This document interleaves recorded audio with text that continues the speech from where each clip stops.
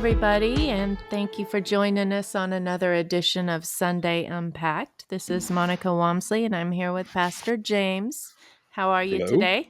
I'm good. You? I am very good. It's a nice Wednesday. We're a day late today, but that happens sometimes, usually when Monday is a holiday. Yeah, holiday. Yep. And it was a good one.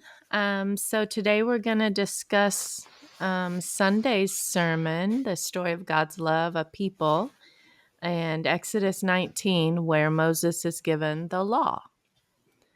Right, all the And way through 31, which is a all the lot, way through 31. to Yeah. cover. So we didn't cover it all in detail by any means, Yeah. but hopefully And we I, hit the high points. yeah. And I did not go through 19 and 31 and ask you a question from every chapter either. Oh, that's okay, because some of it is not the most exciting material at the end of that passage when we're Yeah. talking about the tabernacle and the priests and all Yeah. that. So Yeah. important to them, but maybe not much to Yes. us. Right. So today we're gonna cover a little bit about the Israelites and what has happened up to now. You said that the goal of the story of God's love, this study, was to kind of connect the dots between Genesis and Revelation, see where everything comes together. And so far, we've Right. seen a lot of, we've seen a lot. Uh, And I still had some folks last night say, James, you do know, like we're in Exodus, and it's May. uh huh. And I had to say again, there really is a plan. I promise. It's not just I didn't get bogged down somewhere. So Okay.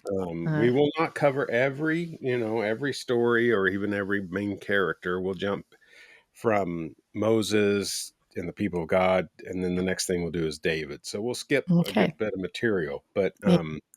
nonetheless, we're trying to connect the highest points of the story all the way to Jesus. So we can't cover everything, but I Yeah. haven't forgotten where we're headed. So And one of the point kind of today is talking about Sunday's sermon about how can I know that I have a healthy, vibrant, saving relationship with the God who created me? How can I be sure of this?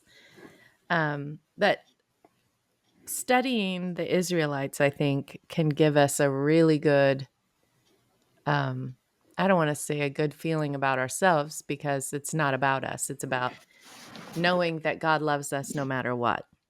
right, And if we look at the Israelites, well, actually, just God's creation. You know, we've traveled from the Garden of Eden with Adam and Eve in the fall to the murderous brothers, Cain and Abel, right, to lying patriarchs, uh, Abraham lying to people, scheming wives and maidservants. And that's not just Sarai and Hagar, that's on down oh, it through the keeps going. generations, Yeah, and oh it's yeah, crazy. You've got hard headed Jacob who fights with his brother Esau. Um, and Jacob has this seemingly arrogant son named um, Joseph. Joseph, yeah, right, And he annoys his brothers so much they sell him as a slave. And then they all end up in Egypt. And then Abraham's descendants grow into such a large group through the hundreds of years that they're in Egypt that they come to intimidate the new Pharaoh. So he decides to enslave them as servants. And now, even more years later, God is helping his people escape through the dry ground of the Red Sea and watch Pharaoh's army drown. And now we're right, at the foot of Mount Sinai getting the law. That's where right, we've come so far. and there's plenty we didn't cover and all that. Yeah. So there's a lot to study there. If you haven't ever read those chapters in Genesis and the first half of Exodus, do so because there's so much going on. There is a lot. So, how does this help us? I think it helps us because the Israelites just, and all these people just really screw up a lot, don't they? They do. I mean, there's nobody in this story who's not, pretty well condemned by either God or a prophet or somebody for something they've done, or it's just so obviously wrong, nobody needs to tell them it's wrong. They figure it out Right. themselves. So when we deal with our own sin, um, we are not alone, right? We are in the Hmm. company of every human being who's ever lived, save Jesus. And I mean, the whole story is in part about what does God do with our sin problem, Hmm. and that's a big chunk of why we want to connect the dots on all this, is because it does eventually come to us. Right. So, what does he do with our sin problem, and how can we know that just by believing we can have a good relationship with him? How and have you ever struggled with the how can you know? And what do you suppose some of the biggest reasons are that we all question our relationship with God? Well, I think there's a number of them, and yeah, I have. I think almost everyone does. Maybe there's some exception out there, but I think most of us struggle with this in one time or another. Partly because, as I said Sunday, we can't know this for sure, right? We can't go to God and say, "Hey, check, do you like me? Yes or no." Right. It's more complex than that, and we do know that God loves us. I mean, that's not really so much the question as, am I deserving of that love? And of course, the answer is no, but God's still inviting us into a relationship with Him. So, in the face of my sin, how can I know that God has accepted me back? And so we deal with, the fact that I'm guilty of sin, and we deal with the fear of judgment, and we deal with our own doubts about this whole story at times. So all those things can get in our way and make us question, well, do I really have the kind of relationship that I have with God? What about this part of my life? Does that somehow exclude me from a relationship with God? So I think most of us struggle with that sooner or later because we know ourselves too well. All right. So the Israelites are getting ready to get the law from Moses. Moses is going to go up to Sinai, and they're kind of waiting at the foot of Mount Sinai. And this is where God is going to kind of open up a relationship with the people. And he's doing it on their terms. And it's going to Right, be structured like a covenant, which is something they would have understood. And I think you talked about this in the sermon, that it was something that happened in their culture a lot. That's how they made right, deals, was by right, covenant. And structure, even though through the law it was laid out in a specific way, if we're going to look at the structure of our relationship with God, it's going to be different because it has kind of evolved and advanced through the years, right. correct? And been fulfilled in And Jesus. been Yeah, fulfilled in Jesus. Yeah. So I loved the comment that you said. God is saying, all people are mine, but I'm making Israel special. They're my people, my special possession. And it was because he was going to bring Jesus through that family line. right. That's why they could be a kingdom of priests, right? Right. So Yeah. all nations were brought to God through them because of Right. Jesus. Right. And I just thought that was really cool. Well, it's an So, easy line to sort of skip over. yeah. Yeah. Okay, we know And Israel's God's chosen people, but what does that mean for the future? Well, it's mhm, not really fulfilled until we get to Jesus. it means that all those people um, related to God through Israel because of the covenant and the law, but now Right. we relate to God through Jesus and his blood of the new covenant. And that kind of reminds me of the "Oh Holy Night" song, that Yeah. his law is love, which would be that, and then the gospel is peace. I just think it's so And, cool. law and love are not two words that we naturally put Put together, right? together. In Yeah. fact, they almost seem like they're at opposite Opposite. ends, like they Yeah. don't belong together. But as that song, puts them right side by side, practically, we're reminded here of the same thing that this law is not just a law for the sake of having law.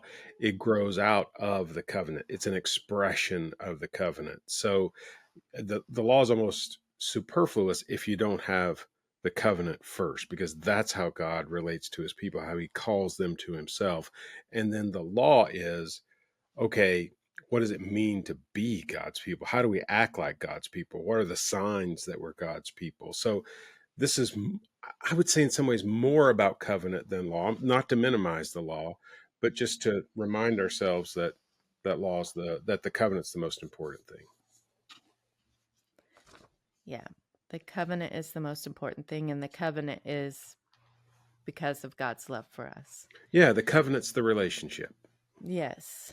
Um, this week on Monday's Bible app devotional, it had a great discussion and video from the Bible Project. I don't know if you've ever looked at the Bible Project. It's, I don't remember having so, but that yeah. I could have. I forget some of those things sometimes. Yeah. So BibleProject.com is a great resource. It's free videos. You can look up anything in the Bible, and it kind of gives a really animated explanation that is very well done.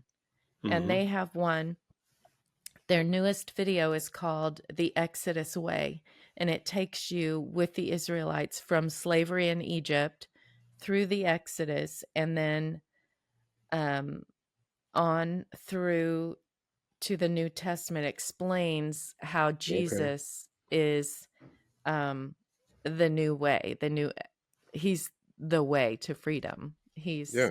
um, lets us be free from uh, being slaves to sin and death. And so Sure. it's very cool. I would suggest checking it out. It's Yeah, and we can put the link in thebibleproject.com. there. Yeah. Yeah. And the Exodus way. So the Israelites escaped captivity. They've walked through the wilderness, and they're going to enter the promised land at some point. What can we learn from the journey of the Israelites? Well, I mean, it's a big story, right? I mean, it's going to last for 40 years. So Hmm. we're going to do a little bit of that over the next couple, 3 weeks, as a matter of fact. So there's going to be a whole lot for us to really gain from this. But I mean, the point is that God is teaching them what that relationship is going to look like. And they're going to have choices along the way. Are they going to honor that relationship, or are they going to go a different way? And as we discussed in this passage, they keep saying, "We will do as the Lord has said." Hmm. Well, we're going to find out sometimes they did and sometimes they didn't, right? So there's a lot to learn as we go along in that story, and we'll be paying attention to that for at least 2, 3 more weeks. Yeah. And, they have the protection and the guidance of the Lord, and they say they want it, but like you said, they just keep, I don't know, I Like guess. all of us. Yeah, yes, like all of us. Um, how did the laws influence the relationship between God and the Israelites?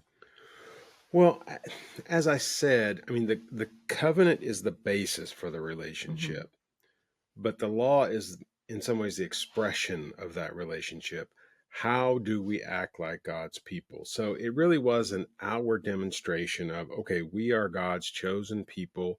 What marks us out as those people? What does it look like to be God's people? And at times, it seems like there's moral factors, right? So if we read the Ten Commandments, you shall not kill or murder, you shall not commit adultery, you shall not steal. So those are all things that, okay, we're doing right. Those are things that are right, or staying away from what is wrong. And then there are other things that are good, but I don't know that we would think of them as right and wrong, like keeping the Sabbath day. Nobody around the Israelites kept the Sabbath day. That marked them as God's people. And because God said it was the thing to do, then that makes it right. But from sort of an outside looking in, okay, we get don't kill people, don't steal, don't lie, all those things. Those seem to be objectively right and wrong. This one, as we see in lots of other areas of the law, really just is a marker that this people, as God's chosen people, they're different from everybody else. Hmm. So there's a tremendous impact of the law on how Israel is seen as the people of God. Um, and I think, did you just answer this question? What is the basis for the laws and why did God put them into place? Yeah, I mean, it's a mixture, right? So it is, some of it's just morality that would have been common in the ancient world, what everyone knew to be right and wrong. And some of those things are just common to most human culture. But these things do come from God to make these people his people. So the basis ultimately is God. I mean, when we think about the Ten Commandments, that's not something that Moses brought to the people. God actually spoke it to the people himself. So these Hmm. were words spoken by God to the people of Israel. So the basis is God, really. Okay.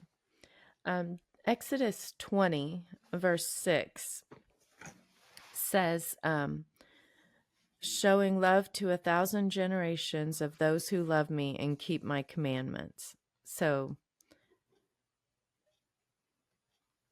actually, it says, don't bow down and worship, don't have any other idols, don't bow down and worship Right. them. I'm a jealous God, punishing the children for the sin of the parents to the third and fourth generation of those who hate me, but showing love to 1,000 generations of those who love me and keep my commandments. Does that mean if we sin or break a commandment, God doesn't love us anymore? Or he's going to punish our kids for 3 generations?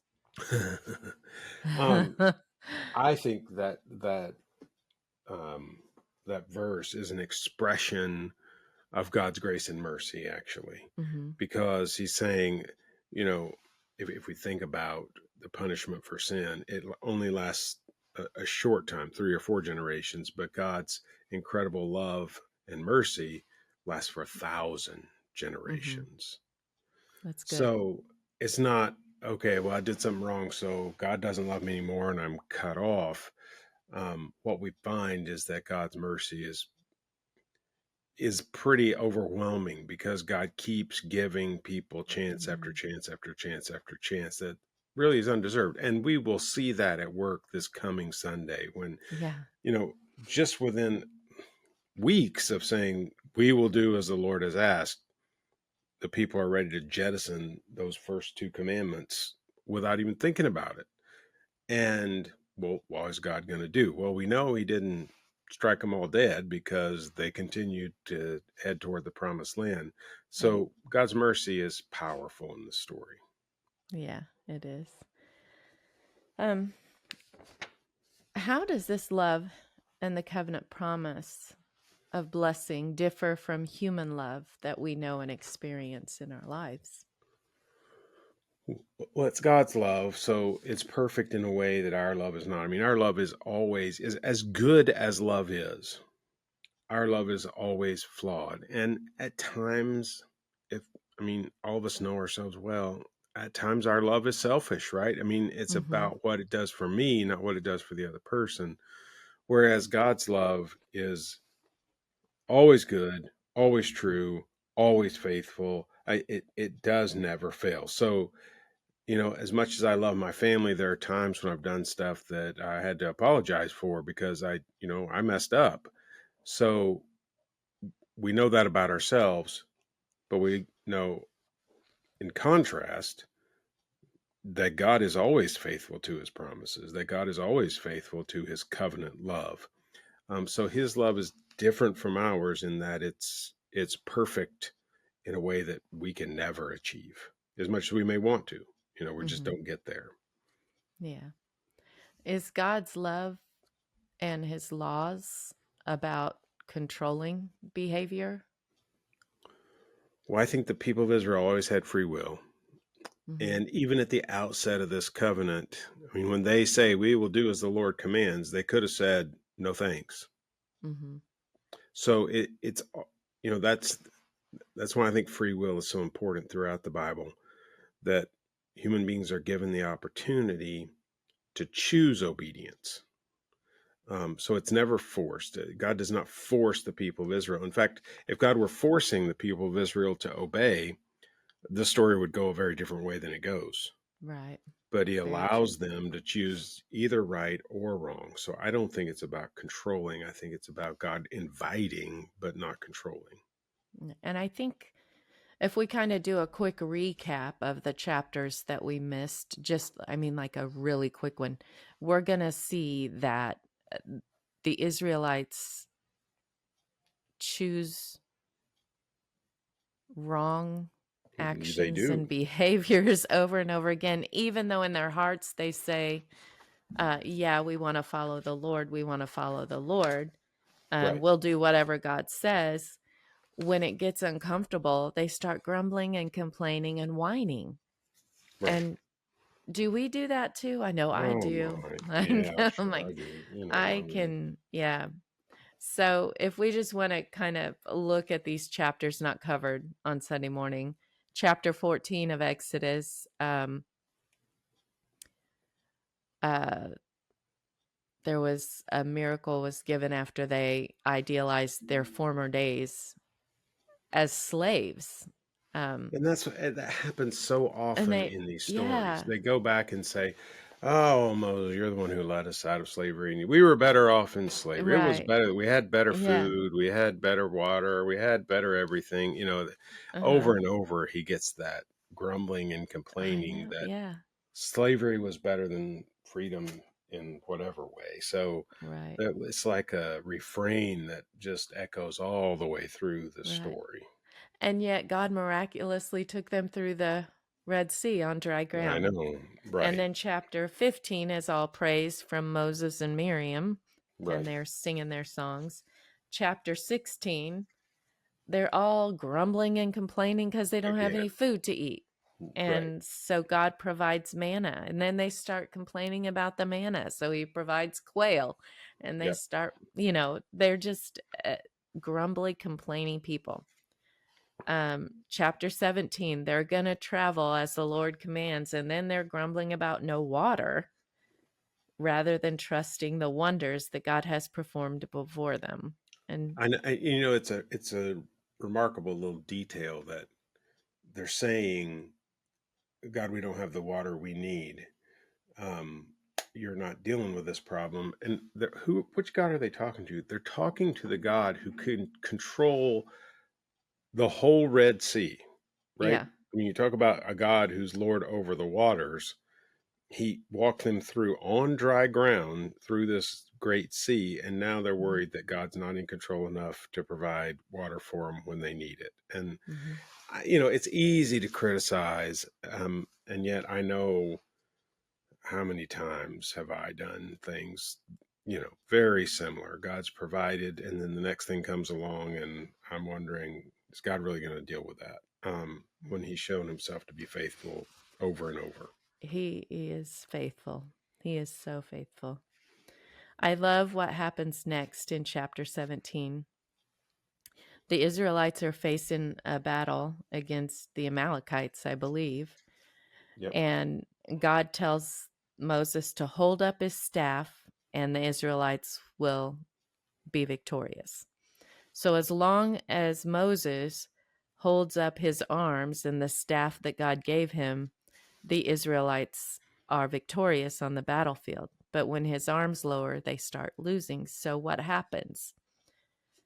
I'm going to read Exodus 17, verses 10 through 13, and then I have a couple questions here.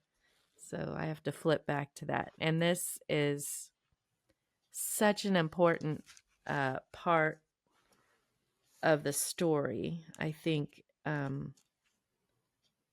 it's important to share. Um, 10 through 13. So Joshua fought the Amalekites as Moses had ordered, and Moses, Aaron, and Hur went up to the top of the hill. As long as Moses held up his hands, the Israelites were winning. But whenever he lowered his hands, the Amalekites were winning. When Moses' hands grew tired, they took a stone and put it under him, and he sat on it. Aaron and Hur held his hands up, one on one side and one on the other, so that his hands remained steady till sunset. So Joshua overcame the Amalekite army with the sword. So, what happened when Moses got tired on his own or felt like he Mm. couldn't do it anymore And, physically? and and get the picture. We're talking about an 80-year-old man, right? Yeah, He's yeah, not 25 here and, right. ready to take stuff on. He's an 80-year-old man trying to hold a staff over his head for what, hours on end? Mm-hmm. And it's only because he has good people beside him Mm-hmm. that he's able to do this, what he has to do for God's people to be victorious. And yeah, there's huge lessons for us there, both in terms of allowing other people to assist us and also being there for others, Mm-hmm. ready to help them when they need the strength that we can give them. And I think it's important to know that Moses was doing exactly what he was supposed to do, and he Right, still sure. got tired. Yep, But God put people in his life that could lift him up, that could literally lift his arms up. Now, I don't think right. that we're going to have people physically holding our, maybe they will, but what does this say about people that we surround ourselves with? Well, it's huge, right? Because we need people who can stand with us when things are hard. I mean, Yeah. life is not designed, and certainly the life of following God, the life of faith, is not designed to be done in isolation. And there are times when, as you said, even when we're doing what God has called us to do, it's not that we need somebody to pull us back on the right path. We're on the right path. We just need people to walk it with us to Hmm. keep us strong enough to keep walking. So it is so important. And I think it tells us to back up too, that it's not just about finding the right people in the midst of the crisis, but having the right people, being in relationship with the right Hmm. people to begin with, so that we're not afraid to call on them, or they're not Right. afraid to call on us Right. when we need each other. And I think that this is, you know, this is a wonderful subsection of the story of God's love. You called this subsection, I don't even know what you're calling it or how to term Yeah, that, but people.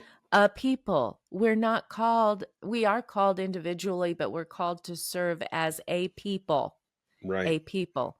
We do have leadership, we do have teachers, we do have those in authority, but we are all a people. We stand united together, lifting each other up, supporting each other under the If we want to banner think, of God's people. right.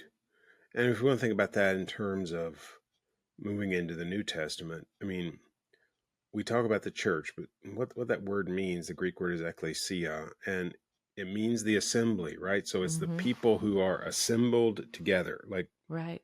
I mean, as important as online like this is and can be good and powerful, the assembling of God's people really does matter. Being in the same physical space makes a Hmm. difference. Yep. Yep. So, when we talk about the church is not just a random assortment of people out there. It's God's people gathered together to be Yeah. God's people because we Well, need that.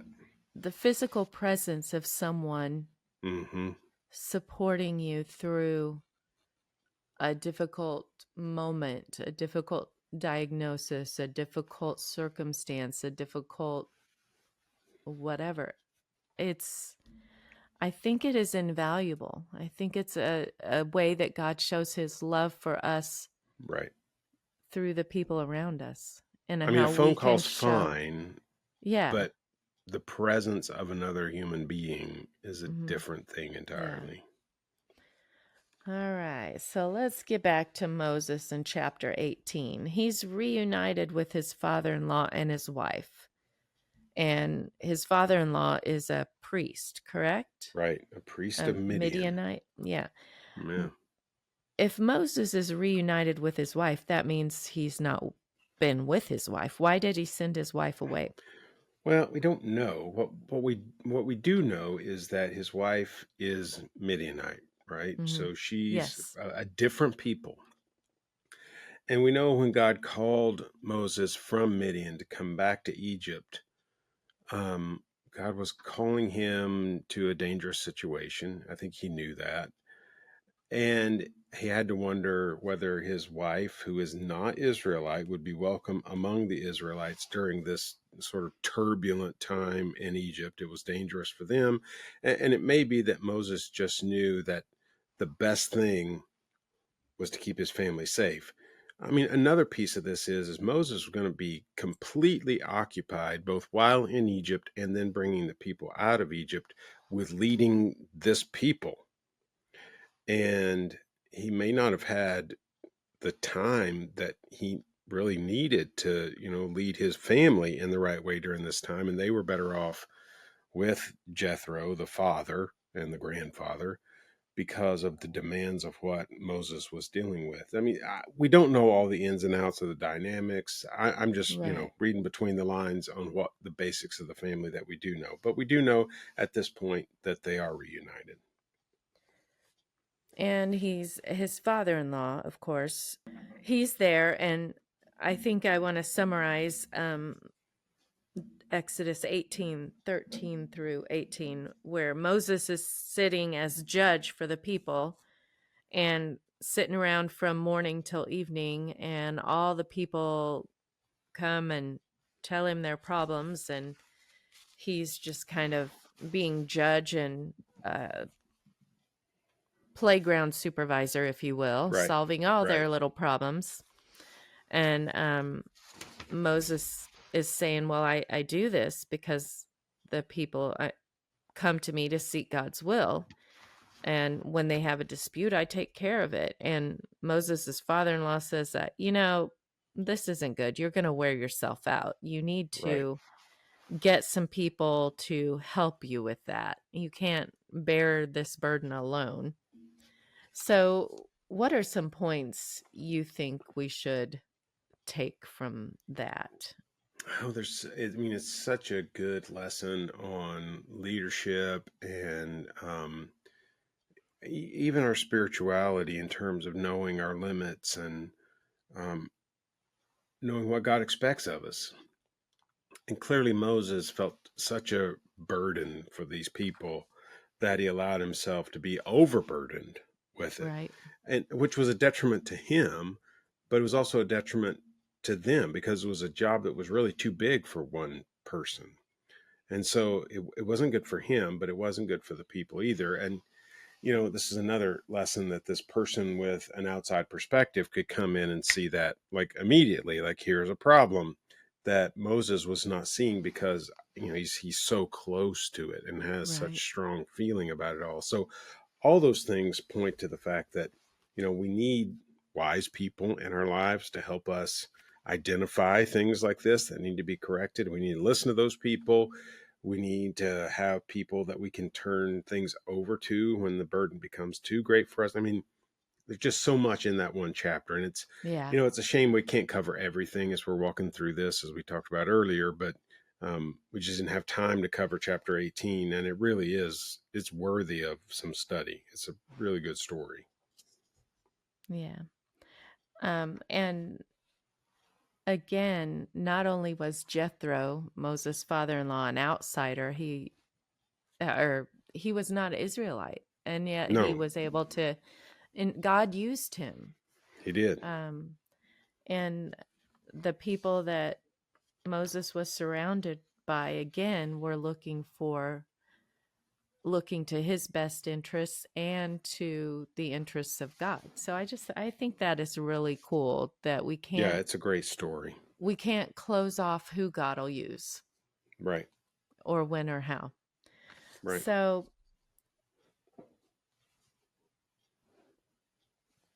is obedience to God an act of will, or is it a reaction to his love, or can it be both? Well, I think it can be both. And I think it should be both because I mean, the basis for the relationship of the people of Israel to God was God's hesed, God's Mhm. covenant faithfulness.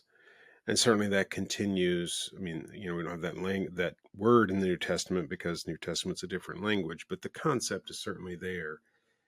And I think we want to respond to God with love, but it's also an act of our will. We choose that. So it's both emotional and sort of intellectual, a decision that we make, and should be both, really, if it's going to be healthy, because this is not just, hey, I'll do this so God will be happy with me, whatever. It should be, oh, I want to do this because God has shown me such incredible love, and I know this will please him. So I Mhm. think it's the most beautiful when all that is involved. Yeah.